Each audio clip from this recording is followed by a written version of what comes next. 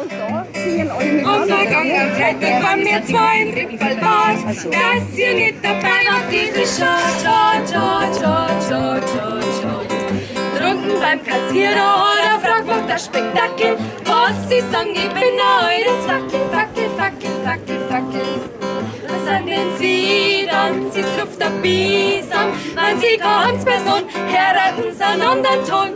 Doch weil ich fein bin und nicht gemein bin, stell ich mich nimmer mehr zu ihr nachher.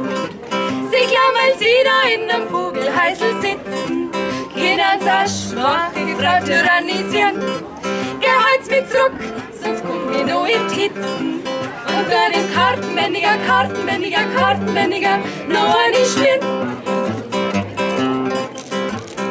Endlich sind wir drin in der Raumkleidekabine. Die Nackerten, die laufen her und hin. Einer von den Nackerten, der ist unheimlich gefühlt. Sein Freund schaut aus, als wäre er Rücken.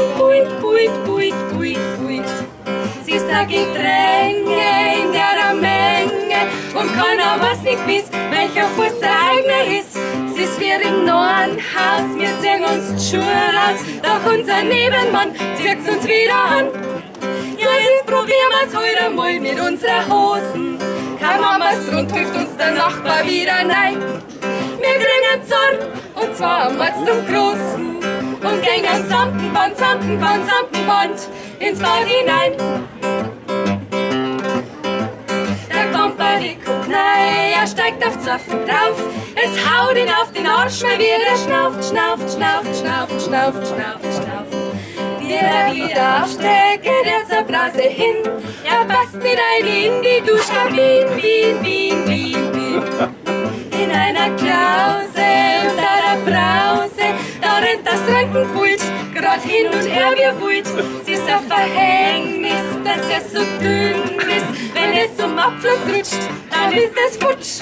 Da tut's ein Schlag, wir zwei sind furchtbar zusammengezuckt. Es haut den Komparten grad wieder einmal hin. Die ganzen Brasen sind verbunden, die Linsen eingedruckt. Das ganze Dreckfallbad. Das ist jetzt hin.